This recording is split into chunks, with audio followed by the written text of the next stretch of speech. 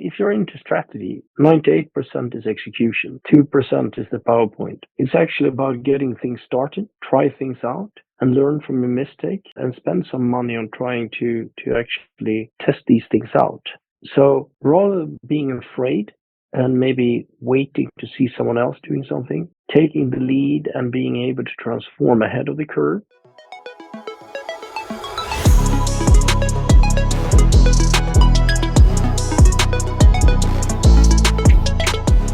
Hello and welcome to another edition of the Accolite Podcast, where we feature industry leaders who share their unique experiences that shape their careers, the lessons they learned along the way, and their perspective on the latest technology trends, leadership, and strategy. I'm your host, Manoj Jazra, and I lead global marketing and strategy at Accolite. Today, I have the pleasure of hosting a conversation with Per Borgklint, an accomplished executive with a career spanning over 25 years. Per has held pivotal roles across various sectors and countries, really big focus in telco and digital technology. His journey has seen him leading organizations such as Ericsson, Kloudville, Norway, just to name a few. So in this episode, we will journey through Per's career, explore the experiences that have shaped his leadership approach, and delve into the stories that he will love to share with us around tech and telecom.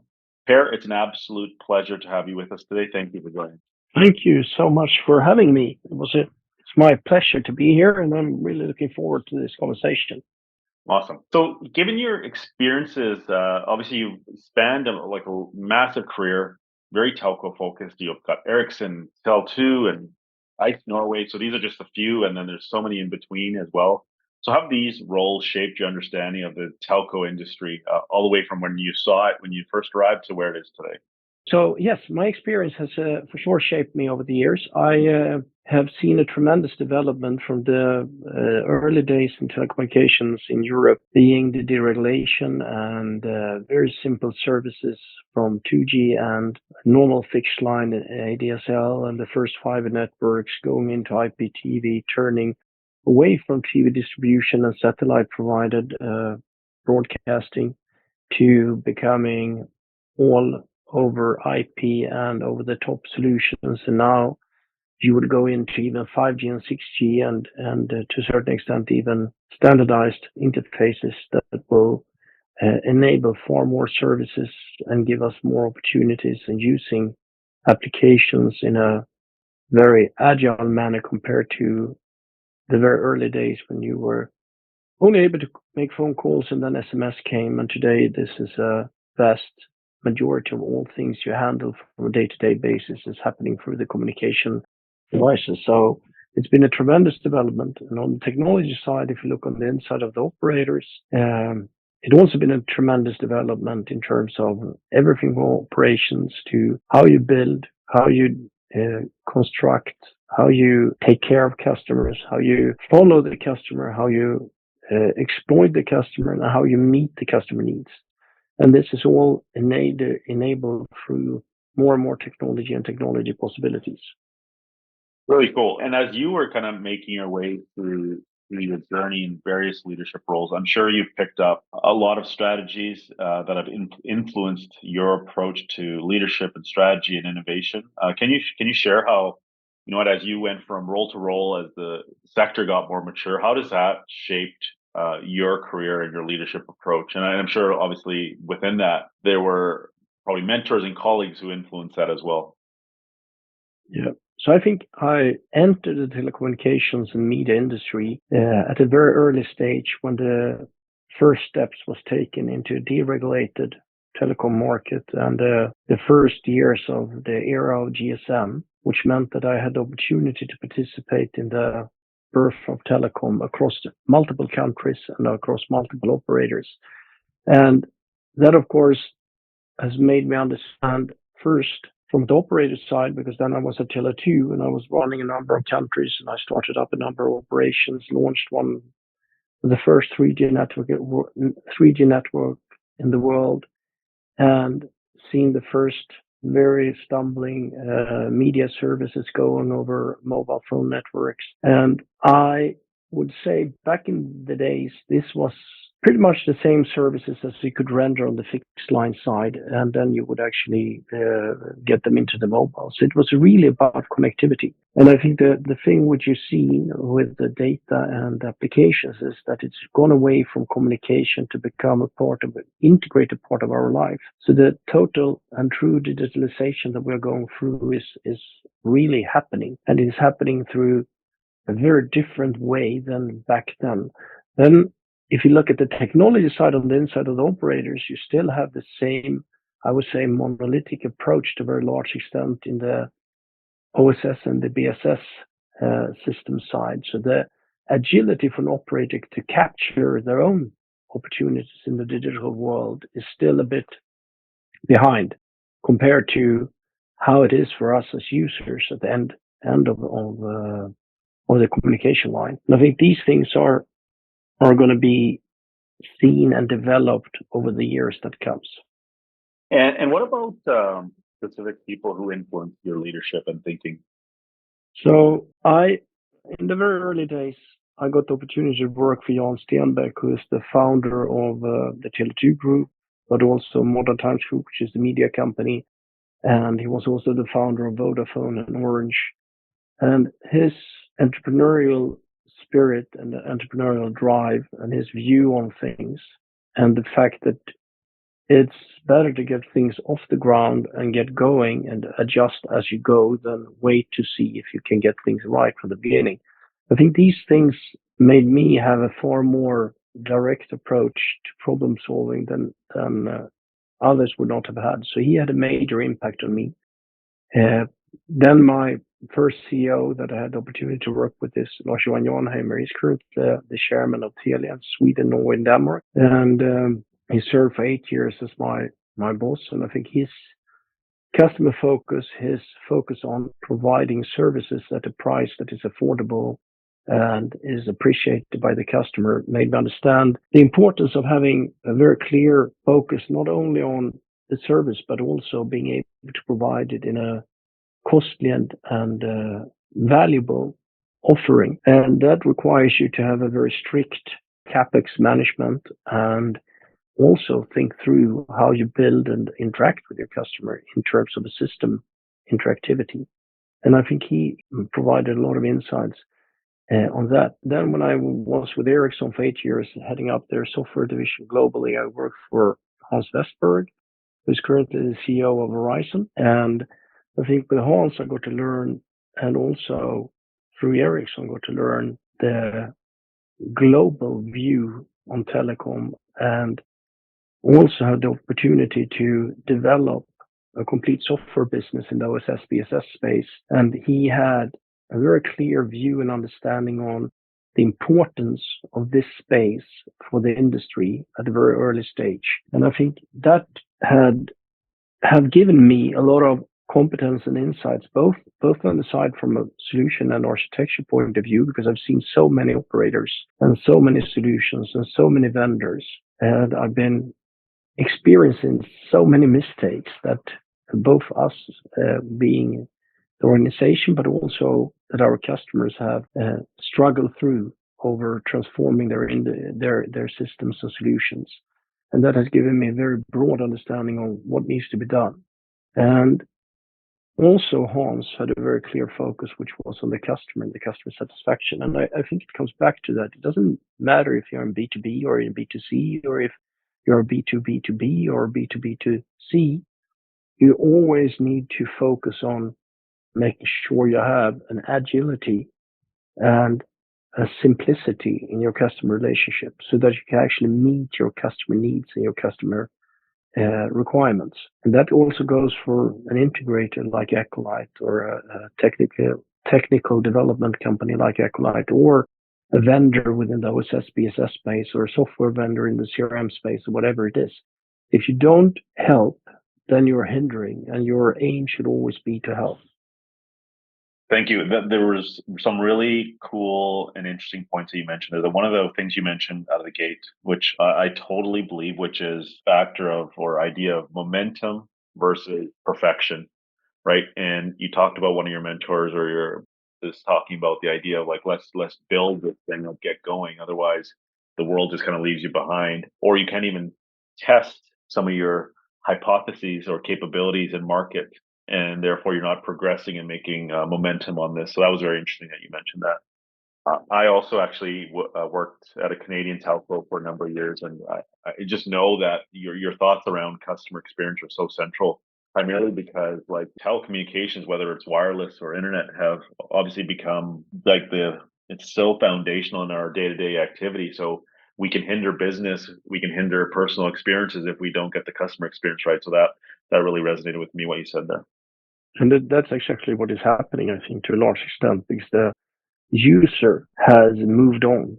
And I think a lot of the telecom operators is still not really where the users are. So our expectations is simplicity and control and engagement directly, while our providers is not capable at this moment fully to actually cater for that, which I think is a major, major difference compared to a lot of other industries and over-the-top solution service providers.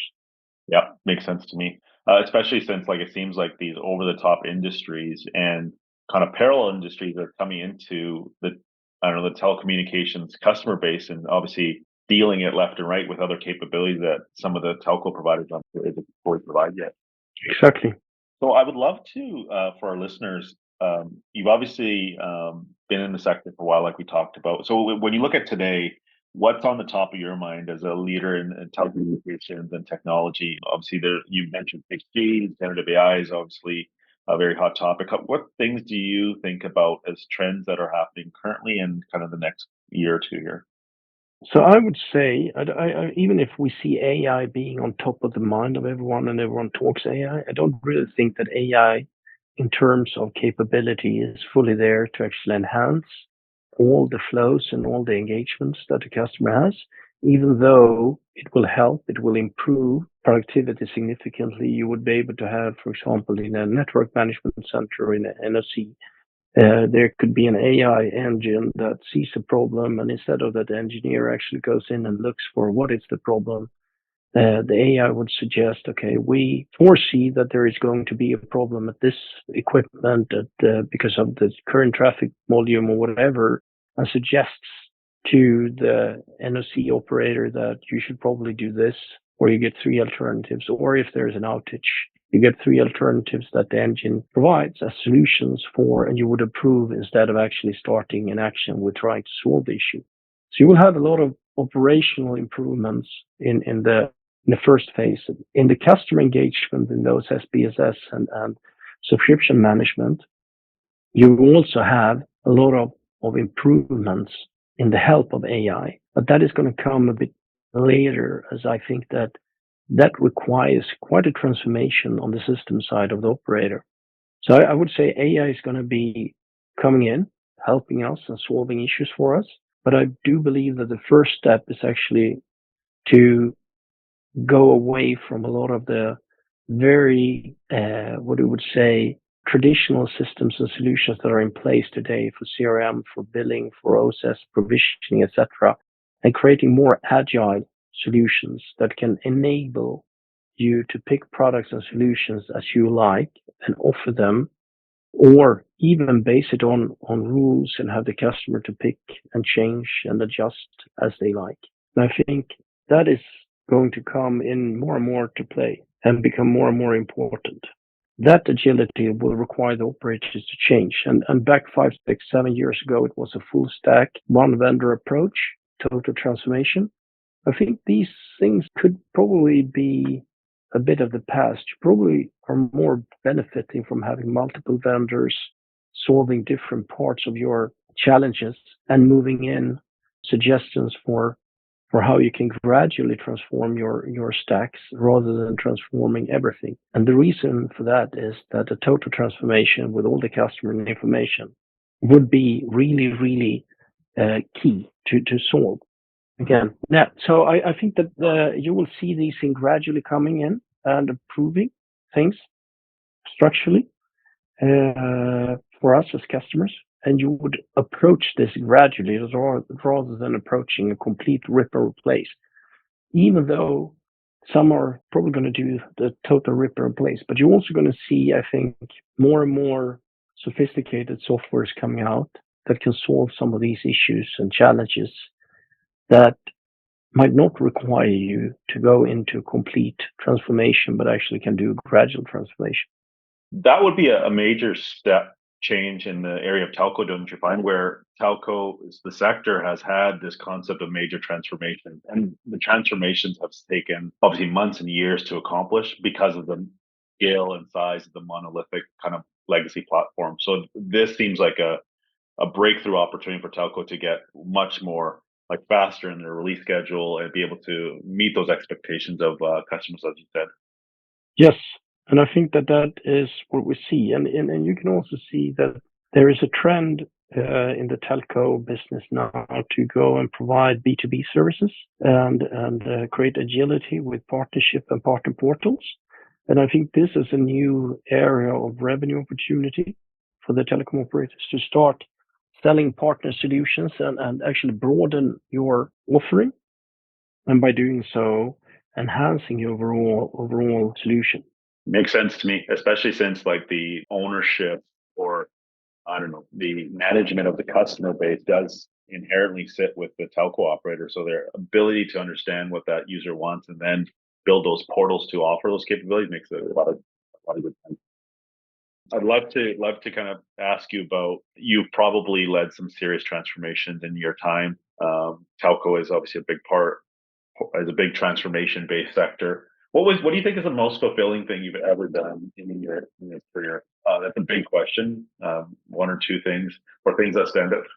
The most fulfilling was when I came to the Netherlands and I took Tele2 there from a revenue base of 50 million and 15 employees to 900 million euros and 2,000 employees over a period of 5 years. That was kind of the growth rate you had in the telecom sector. And that was kind of an insane journey. And you passed like 1 million customer, 1.5 and 2 million subscribers. That was very fulfilling. On the technology side, I think actually 2G was not, that made communication widely available. 3G with web gateways started, creating a little bit of music apps and things like, things that you and I might find funny at the time. But really the liberation came with 4G. And I think 4G was the most transformative in terms of our daily life.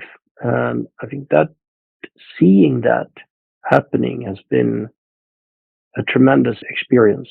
And sometimes you forget to think about what it actually meant to go to 4G with all the applications and the possibilities to start doing those things directly out of your phone, out of your pocket, that you before needed to go somewhere to be able to get it done. You needed to print and sign and copy. And now you can create and execute so many things out of your pocket, which was not even closely possible just 10 years ago. So I think this transformation has been massive with 4G. And I think that paradigm shift going to open data channels has been crucial and a tremendous experience to see. I've got a couple of follow-ups there for you. For your first example, the one that you talked about, the major growth, obviously from the current employee set that they had to 2,000 employees and the revenue to like 5-10x growth. Like what was the key factors that caused that? Was it the combination of customer need, or was it the leadership strategy that you had put in to drive that growth? Like what was the key factors there? Well, the growth was 50 times. It was from 15 million euros to 900 million euros. So I would say, first of all, it was a deregulation of the market. Then it was also a mobile phone penetration going from, 10, 20% in the market to beyond 100%. So of course there was a market was with you. So the trend was our friend. But to be able to capture that trend, you need to have offers and solutions that actually meets the demands of the market. So I think that was one single thing, and I come back to that in everything. My experience was that meeting the customer needs and being agile towards the customer and quickly adjust and adapt was key and to enable the growth for sure. So again, it comes back to being with your customer. Absolutely. And then you also mentioned your second example, the rise of, you mentioned 2G and 4G. And it feels like that sometimes the telecommunications sector and the capabilities it provides to the end user are taken for granted, right? So the obviously the cool things that say Apple and Google and other Netflix, those providers give you kind of they overshadow the core capabilities that people like yourselves and companies like the ones you worked with have actually enabled for the world. Don't you think? Like it just kind of gets overlooked because they don't realize it's the underlying infrastructure for everything. Yeah, I would agree to that. Yes, for sure. That's a general correct remark. So I'd love to understand as you think about potentially thinking about strategy for your organization. How do as for us up and coming leaders, like how do you think about future proofing your long term strategies? Like what should leaders think about both for technology as well as infrastructure and even maybe product? Like how do leaders future proof? I think number one is if you're into strategy, 98% is execution, 2% is the PowerPoint. It's actually about getting things started, try things out, and learn from your mistakes, and spend some money on trying to actually test these things out. So rather than being afraid and maybe waiting to see someone else doing something, taking the lead and being able to transform ahead of the curve, that positions you better for the future than if you're not. So I would start trying things out. I would start focusing on getting things done, testing new things out, to be able to gradually find the right path forward, and then have the strategy as a guiding principle for where we're heading rather than the steps to get there, and let the technology and the learnings take you there. And why I'm saying that is that most major strategic transformations, especially when it comes to the IT space, in digital transformations, they consume a tremendous amount of energy from the organization, and you actually drop maybe what is most important, which is actually the results that you're expected to deliver. Very interesting. Yeah, I think it feels like to me like your core of being able to try things with momentum, with agility, is very core to your overall approach and has been very successful for you. Maybe kind of one final question for our listeners, like what's the one or two things that you're most excited about as you look into 2024 coming up here? What I think is most important for 2024. Yes, that's right. It's a very broad question. If I look from where I'm right now, being the CEO for Kloudville, it is a very near-time focus is to close more deals and spread our competences across more people, and spread our message across more people. Where when I look at a company like Accolite, and what I see that I want to do with Accolite is actually to continue to position Accolite with the telecom operators in a way where we are being perceived for what we can do rather than compared to what others are capable of doing. And I think that is always the challenge when you're entering a new market and you're a new player or a new kid on the block. And I think Accolite has so many qualities that is not being made visible because we are not a traditional telco solution provider. And that's what I would want to focus on and make more clear. So how do you just like maybe just one more broad question for you? Like how does one in that regard stand out in the market when there's so many choices, whether it's a technology service provider like Acolyte or even in some cases where there's heavy telecommunications competition? Like what do you believe is the biggest thing that allows a organization to stand out? Again, I think it is coming back to being the focusing on making sure that you do what the customer looking for and solving those problems. Yeah, and just getting the read of what the customer wants, I think that remains staying at the kind of the tipping point and the pulse of that. I think is a strategy. Advising the customer to actually find these things, to actually sit with the customer, looking at their challenges. Which is really like trying to get an understanding of what their true pain points are, right? And versus just coming up with your own hypothesis yourself. Like that true integration and closed loop feedback and integration of the customer is really, really critical. But normally, what I would say is the operator they know what their challenges are, but they don't know the pathway way there. So it's about sitting there, understanding what they have and how you could actually take what they have and step by step moving them forward in a professional manner. Right. Awesome. Well, that's a wrap, Per. Thank you so much. Your insights into the world of telecommunications and technology, especially, not many people have the vast experience you do. So your perspectives have been truly insightful. Your journey is very inspiring and has left us a lot to think about, especially as it relates to customer experience. And secondly, your strategy about making agile progress and taking some risks along the way. Thank you so much. It was a great pleasure, and looking forward to the next one. Thank you, Per. So to all our listeners, thank you for joining us today. We hope you found this conversation as engaging as we all did.